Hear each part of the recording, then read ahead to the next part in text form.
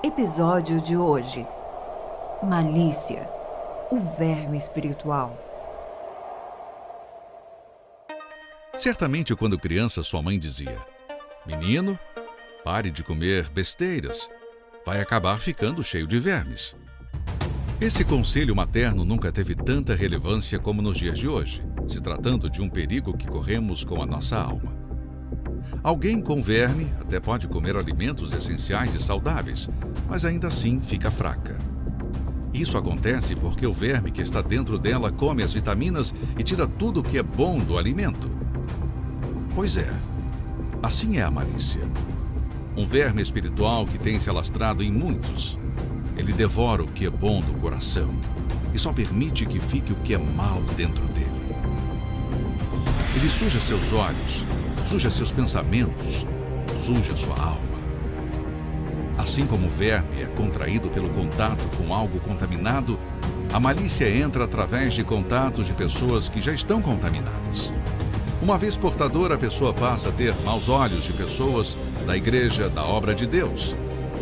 O que antes era algo santo para ela passa a ser impuro. Todas as coisas são puras para os puros, mas nada é puro para os contaminados e infiéis. Antes, o seu entendimento e consciência estão contaminados. Nos últimos anos, tem surgido no mundo inteiro um movimento chamado Os Desigrejados. Esses acreditam que não precisam estar inclusos em uma igreja para viver a vida cristã, pois afirmam que o templo do Espírito somos nós. Portanto, não há por que estar numa igreja física. Também alegam terem se decepcionado com a igreja, líderes e pessoas do meio cristão. Essa nova estratégia satânica tem como objetivo convencer de que, mesmo longe da igreja, podemos estar próximos de Deus. Porém, o que encontramos são pessoas magoadas, cheias de ódio e que trabalham sem perceber a serviço do mal para enveredar a outros no mesmo caminho. Alguns, ouvindo esses ensinamentos, acabam saindo e mais tarde, quando se vê, não estão nem na igreja e muito menos com Deus.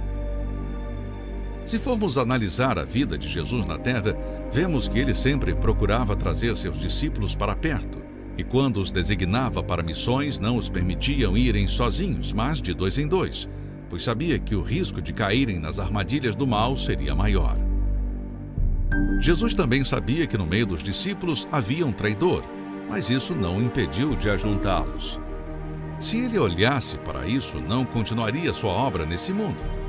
Imagine, se no meio de 12, um era trevas, o que dirá no meio de 100?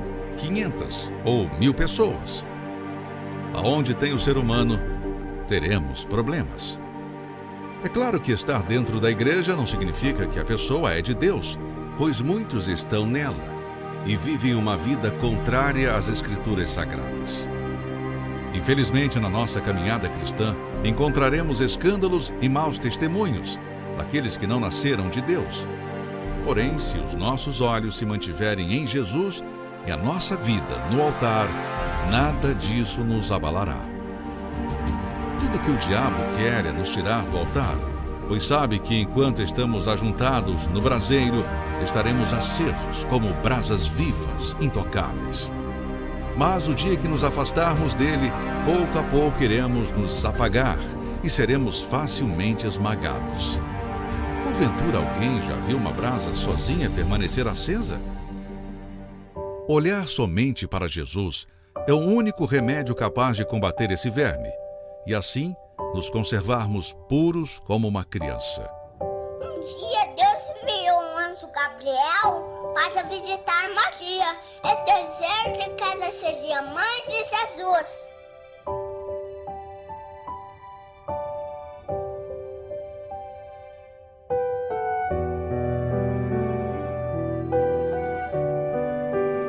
Lava o teu coração da malícia, ó Jerusalém, para que sejas salvo.